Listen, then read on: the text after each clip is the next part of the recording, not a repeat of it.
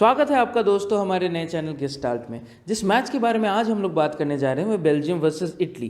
Quarter finals की heavyweight matchup बहुत interesting match है क्योंकि ये दोनों ही प्रबल दावेदार है यूरो 2020 जीतने का, लेकिन आगे जाएगा बस एक टीम। नॉकआउट्स का यही मजा है दोस्तों, बड़ी टीम्स जब मिलती हैं तब डिपेंड करता है ऑन दैट मोमेंट 90 मिनट्स में या 120 मिनट्स में क्या होता है, उसके हिसाब से नॉकआउट आगे बढ़ती है। जैसे बेल्जियम लास्ट मैच इटली के अगेंस्ट पोर्तुगल के अगेंस्ट खेली और जो बड़े टीम्स का जो मैचअप था, चाहे वो स्कोर ओवरऑल 1-0 रहे क्यों ना, लेकिन वो मज़ा जो है ना दिखता है। जो की प्लेयर्स हैं वो दिखते हैं, बड़े टाइम में बड़े प्लेयर्स का उभर के आना दिखता है। बेल्जियम का थोड़ा डिफिकल्ट है ये बड़े प्लेयर्स के बारे में जो मैं बात कर रहा हूँ। ईडन हज़ार्ड और केविन डी ब्रुयने दोनों इंजरीज केयर्स हैं, जो कि बहुत बड़ा ब्लो है उनके लिए। तो आज वो कैसे लाइनअप कर सकते हैं, कैसे कौन से प्लेयर्स की मूवमेंट्स ले सकते हैं, उनके बारे में बात करते हैं हॉटस्पॉट एनालिसिस और टैक्टिकल बोर्ड एनालिसिस में। हॉटस्पॉट एनालिसिस से स्टार्ट करते हैं। तो पहले आ जाते हैं हम लोग बेल्जियम पे। बेल्जियम के बारे में अगर सबसे इंपॉर्टेंट न्यूज़ मैं बताऊं आपको तो वो ये है कि both Kevin De Bruyne and Eden Hazard are injuries case, और उन पे जो ये रिस्क लेने का फैक्टर है वो शायद मतलब ये के लिए ज़्यादा है, ईडन हज़ार्ड के लिए ज़्यादा है, क्योंकि ईडन हज़ार्ड को शायद हैमस्ट्रिंग पुल हुआ है और शायद उसके साथ रिस्क नहीं लेंगे। केविन डी ब्रुयने को एंकल इंजरी था, जो अगर अच्छे से मतलब उतना ज़्यादा नहीं हुआ होगा तो फिर ठीक होने के चांसेस ज़्यादा है। तो केविन डी ब्रुयने फिर भी रिटर्न कर सकते हैं स्क्वाड में, बट हज़ार्ड का रिटर्न करना बहुत ही डिफिकल्ट लग रहा है मुझे। लेकिन बेल्जियम जैसी साइड है ना, मतलब इनके की प्लेयर्स को भी आप हटा लोगे अगर, उनका जो सिस्टम है, उनका जो फॉर्मेशन है, उस पर वो लोग अमल रहते हैं और वो एकदम स्ट्रिक्ट रहता है। ये बहुत पहले से खेल रहे हैं, जब से मार्टिनेज उनके कोच ने स्टार्ट किया था 3 डिफेंस, तब से ये लोग खेल रहे हैं और इनको बहुत ज़्यादा सक्सेस मिला हुआ है। इनके प्ले ग्रो जब करती है तब हमें दिखता है कि इनका जो 3 डिफेंस और विंगर्स का जो ओवरऑल कंट्रीब्यूशन है टू अटैक बहुत ज़्यादा है। 2 गोल ऑलरेडी आ चुके हैं, एक लेफ्ट विंग बैक से, और 1 गोल और 1 असिस्ट आ चुका है राइट विंग बैक से। यही बताता है इनके ओवरऑल प्ले का पैटर्न, और वो चेंज नहीं होता चाहे की प्लेयर्स हट जाएं अपने मिडफील्ड पोजीशन से या अटैकिंग पोजीशन से, लेकिन इनका जो स्ट्रक्चर है वो चेंज नहीं होता है। तो उसके बेसिस पे हम लोग एनालिसिस करेंगे। सबसे इंपॉर्टेंट प्लेयर आज के मैच के बनते हैं रोमेलू लुकाकू। क्यों बनते हैं रोमेलू लुकाकू? क्योंकि नंबर 9 एकदम मतलब प्रॉपर नंबर 9 है, लंबे तगड़े जो एकदम स्ट्रॉन्ग नंबर 9 जिसे कहते हैं, इन द बॉक्स एकदम पोचर की तरह भी खेल सकते हैं, और हेडर वेडर सब के लिए इंपॉर्टेंट है। लेकिन वो जो इस सीज़न नया कुछ दिखा रहे हैं वो है उनका टच। प्ले मेकिंग में भी, डीप प्लेइंग पोजीशन से प्ले मेकिंग में भी वो बहुत इंपॉर्टेंट बन रहे हैं, और वो इंकरेज कर रहे हैं कि विंग से प्ले आगे बढ़े। इसीलिए थॉमस म्यूनियर को स्पेस मिल रहा है आगे जाने का, इसलिए टॉर्गन हज़ार्ड को स्पेस मिल रहा है आगे जाने का, क्योंकि डिफेंडर्स खींचे चले आते हैं की स्ट्राइकर्स के सामने। और इसीलिए इंपॉर्टेंट बनता है जो आज ईडन हज़ार्ड की जगह में खेलते हैं। ईडन हज़ार्ड की जगह में अगर करास्को खेलते हैं तो करास्को, जो कि एक प्रॉपर गोल स्कोरर है, बहुत इंपॉर्टेंट बनते हैं इस मैच के लिए। बेल्जियम के लिए भी बहुत अच्छा खेल चुके हैं पास्ट में, तो करास्को गोल स्कोरिंग थ्रेट में इंपॉर्टेंट है। लुकाकू के बारे में अगर कुछ और बताऊं मैं, इंटरेस्टिंग फैक्ट कि खेलेंगे आज शायद केलिनी और बोन्यूकी के अगेंस्ट, अगर केलिनी फिट है तो। ये दोनों के अगेंस्ट वो ऑलरेडी खेल चुके हैं, लास्ट 2 साल से इन्हीं के अगेंस्ट खेल रहे हैं इंटर में, और इनसे जीत भी चुके हैं इस साल इंटर। तो इसीलिए इनका confidence for this match will be really high. Lukaku's confidence for this match will be really high.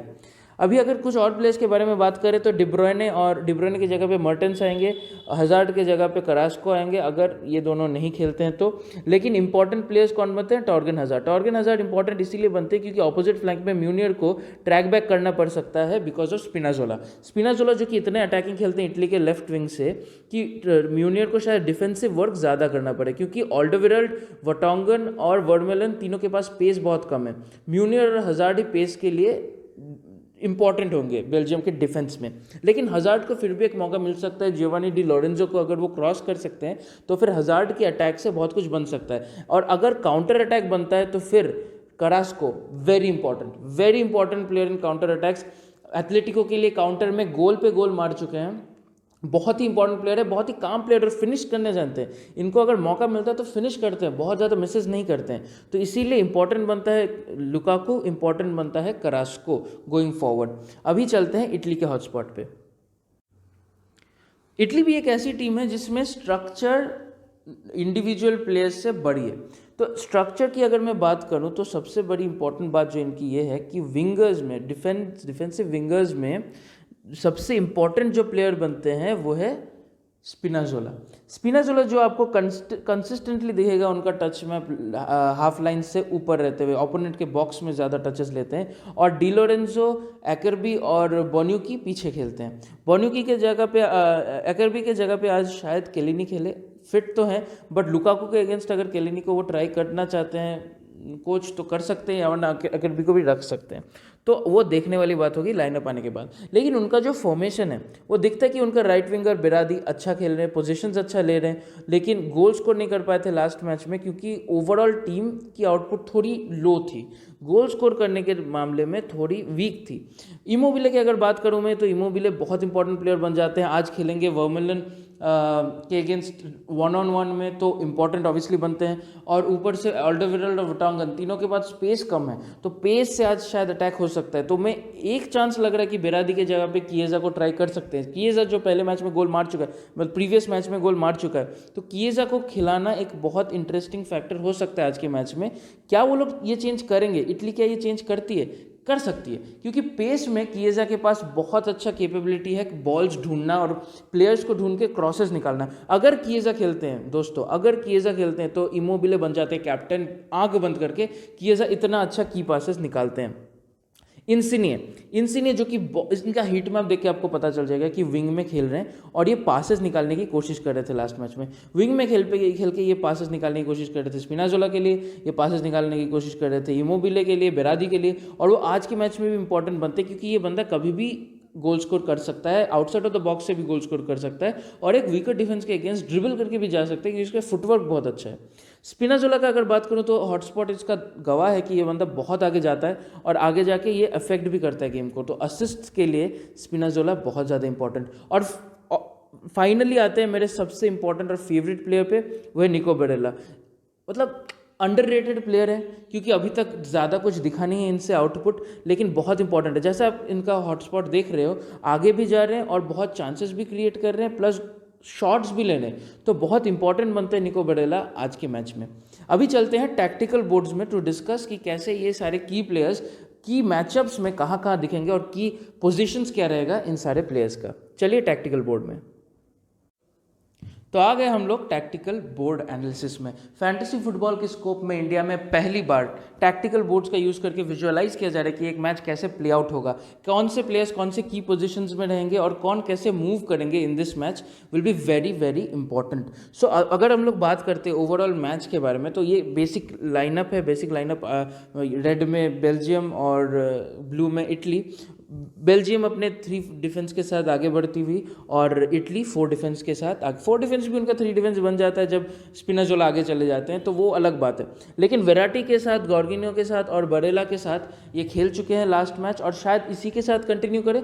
Changes अगर आते हैं तो शायद वेराटी के जगह पे पेसिना या बरेला की जगह पे पेसिना, क्योंकि पेसिना ऑलरेडी 2 गोल स्कोर कर चुके हैं, कॉन्फिडेंस हाई होगा, लेकिन उनको एक सब्सटीट्यूट, इम्पैक्ट सब्सटीट्यूट भी यूज़ कर सकते हैं। तो देखना पड़ेगा कि लाइनअप कैसे आगे बढ़ता है। पहले हम बेसिकली अभी हम लोग इसी लाइनअप से आगे बढ़ते हैं। तो अगर हम लोग बात करते हैं बेल्जियम के अटैक की, बेल्जियम के अटैक जैसे कि आप देख रहे हो कुछ मैचेस से गोल्स उनके आ रहे हैं विंगर से ही, और टॉर्गन हज़ार्ड वर्सेस डी लोरेंजो आज बहुत इंटरेस्टिंग मैचअप बनने वाला है क्योंकि टॉर्गन हज़ार्ड आगे जाएंगे और डी लोरेंजो के लिए प्रॉब्लम्स क्रिएट करेंगे।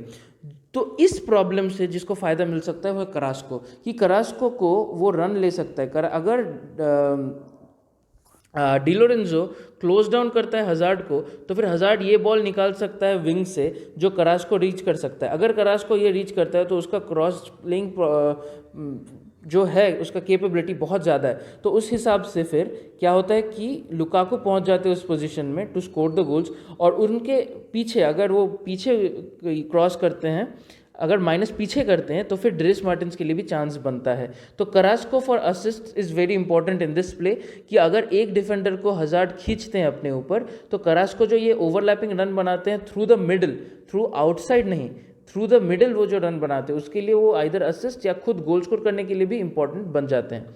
तो ये एक इंपॉर्टेंट प्ले है क्योंकि मुझे लगता है ये ज़्यादा आगे नहीं जाएंगे। म्यूनियर के आगे नहीं जाने के कारण एक ही है, स्पिनाजोला का अटैक। स्पिनाजोला का अटैक को रोकने के लिए म्यूनियर शायद उतना आगे नहीं जाए, लेकिन जब ब्रेक होगा और Spinazzola if he gets caught in wrong position तो फिर अटैक जाएगा भाई ये से पेल के अटैक जाएगा विंग से, क्योंकि Spinazzola if he gets caught in a wrong position तो म्यूनियर के पास इतना पेस है और इतना कैपेबिलिटी कि वो आगे जाके हैवॉक क्रिएट कर सकते हैं। टिलेमंस यहाँ पे रहेंगे। विट्सेल और टिलेमंस ऑब्वियसली सेंटर डिफेंसिव मिडफील्ड में खेल के वो कोशिश करते हैं स्क्रीनिंग करने का कि भाई बॉल्स को इंटरसेप्ट करना है और आगे बढ़ने नहीं देना है। तो आज के मैच में भी कुछ ऐसा ही दिखने को मिल सकता है। मर्टेंस शायद विड्थ प्रोवाइड करे और टिलेमंस थोड़े आगे आ जाए, विट्सेल थोड़े पीछे, और इस पोजीशन से करास्को और लुकाकू का जो इंटरलिंक्ड प्ले है बहुत इंपॉर्टेंट बनता है। अगर मर्टेंस यहाँ पे केपेबल हैं और टू फाइंड द विड्थ तो वेराटी या एकरबी को अगर वो खींचते हैं तो टिलेमेंस के लिए भी जगह बनता है, लेकिन यहाँ पे म्यूनियर का ओवरलेइंग रन इंपॉर्टेंट बनता है टू क्रिएट असिस्ट्स। लेकिन इंपॉर्टेंट प्लेयर इस प्ले में बनेंगे लुकाकू एंड करास्को। तो अभी ये हो गया बेल्जियम के बारे में। इटली के बारे में अगर बात करते हैं तो भाई इटली का अपना ही प्ले है। तो आज के मैच में ना शायद इटली डोमिनेट करे पोजेशन, क्योंकि इटली का जो मिडफील्ड है वो ऑब्वियसली सुपीरियर है to the midfield of Belgium. Belgium जो कि खेलती है विंगर्स के साथ, उनका मिडफील्ड ज़्यादा स्ट्रांग नहीं है, क्योंकि मिडफील्ड में जो प्लेयर्स खेल रहे हैं वो खेल रहे हैं ये से प्रीमियर लीग में खेलते हैं, एक बंदा बोरुसिया डॉर्टमंड के लिए खेलता है। लेकिन इनके जो प्लेयर्स हैं ना, जॉर्गिन्यो चैंपियंस लीग विनर है, बरेला जो कि बहुत अच्छा खेल रहे हैं मुझे जो लगता है, आगे भी बढ़ रहे बहुत अच्छे से, और विराटी जो कि बहुत ही टैलेंटेड प्लेयर है। तो इनका मिडफील्ड ऑब्वियसली स्ट्रॉन्गर है, और उनके साथ जो बोन्यूकी आ जाता है ना जब, तब उनका जो कॉम्बिनेशन प्ले और पासिंग प्ले है तो उनसे बॉल निकालना बहुत बड़ा डिफिकल्ट काम बन जाता है। तो वो जब बॉल नहीं निकाल पाते हैं तो फिर क्या करते हैं कि वो डिफेंसिवली स्ट्रॉन्ग करना चाहते हैं अपनी टीम को। कोई भी टीम जो इटली के अगेंस्ट खेल रही है, ऑस्ट्रिया से भी आप देखे होंगे डिफेंसिवली खेल रहे थे वो लोग ताकि स्पेस ना दे। और जब ये स्पेस नहीं देने का बात आ जाता है ना, तो स्पेस नहीं देने के बाद में इंपॉर्टेंट बन जाता है नन अदर देन इंसिने के पास वो कैपेबिलिटी है कि वो पासेस निकाले, इंसिने के पास वो कैपेबिलिटी कि वो दूर से शूट करे। तो इन दोनों सिनेरियोज में इंसिने बहुत ज़्यादा इंपॉर्टेंट बनते हैं, और उसके साथ इंपॉर्टेंट बनते हैं इमोबिले, कि इमोबिले के पास भी वो कैपेबिलिटी है कि वो अगर एक चांस मिलता है तो स्कोर कर ले। लेकिन इंसिने के पास थोड़ा ज़्यादा कैपेबिलिटी है आउटसाइड ऑफ द बॉक्स से स्कोर करने का, तो वो इंपॉर्टेंट बनते हैं। और ये जो रन है ना, अगर म्यूनियर जो कि उतने स्ट्रांग नहीं है इन डिफेंस, उनको अगर स्पिनाजोला ओवर प्ले कर देते हैं, ओवर पावर कर देते हैं, तो स्पिनाजोला के क्रॉस से बेरादी गेम में आते हैं, इंसिने गेम में, इमोबिले गेम में आते हैं, और बरेला गेम में आते हैं। बरेला जो कि एक डिफरेंशियल पिक है आज के मैच में, इंपॉर्टेंट बनते हैं इन दिस सेंस कि वो गोल मार सकते हैं running from the midfield to the box and creating overloads. तो इसीलिए इटली की प्ले भी बहुत इंटरेस्टिंग होने वाली है आज। और इसी प्ले से हमें एक और बात ध्यान रखना पड़ेगा कि विंग दूसरे विंग से भी जा सकता है। अगर टॉगन हजार्ड जो कि फिर से is not good at very good at defence, तो बेरादी या किएजा अगर खेलते हैं यहाँ पे, मुझे लगता है आज चांस है अच्छा खासा किएजा के खेलने का बेरादी के जगह पे, तो उनके जो क्रॉसेज आएंगे भाई, इनको रोकना बहुत ज़्यादा डिफिकल्ट हो सकता है। किएजा और बेरादी दोनों बहुत ही अच्छे हैं, दोनों कट इन करके एक गोल स्कोर कर सकते हैं अपने लेफ्ट फुट से। बेरादी ऑलरेडी बहुत बार ट्राई कर चुके हैं, और it's just a matter of when कि वो भी एक गोल मारेंगे। तो बेरादी भी इंपॉर्टेंट बनते हैं, और अगर उनकी जगह किए जाए तो भी इंपॉर्टेंट बनते हैं। तो ये हो गया बात ओवरऑल टैक्टिकल प्ले का। अभी बात कर लेते हैं कि की प्लेयर्स कौन होंगे हमारे इस मैचअप से। सो अगर की प्लेयर्स की बात करें इटली से, तो इटली से सबसे इंपॉर्टेंट प्लेयर ऑब्वियसली बनता है इमोबिले, उसके बाद इंसिने, और उसके बाद उनके टॉप 3 की बात करूंगा, क्योंकि शायद आज मिडफील्ड थोड़ा डिफेंसिवली एक्ट करे अगेंस्ट बेल्जियम्स टैलेंट, बट इनके जो टॉप 3 है ना असिस्ट और गोल्स के लिए इंपॉर्टेंट बनते हैं। और ऑब्वियसली हमारा differential pick is none other than Barella. Barella को एक टीम में कैप्टन बनाना बनता है, वो बंदा स्कोर कर सकता है ये गोल्स।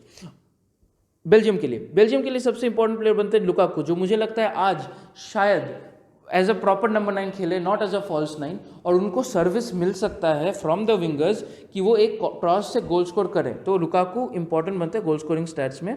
करास्को जो कि एक डिफरेंशियल फैक्टर है, लेकिन मेरे लिए बहुत इंपॉर्टेंट फैक्टर है आज के मैच में। अगर वो खेलते हैं, करास्को का रन्स और करास्को का गोल स्कोरिंग कैपेबिलिटी पे कोई डाउट नहीं कर सकता, तो वो बंदा गोल स्कोर कर सकता है। बेल्जियम के लिए भी कर चुका है, एथलेटिको के लिए भी कर चुका है ऑलरेडी।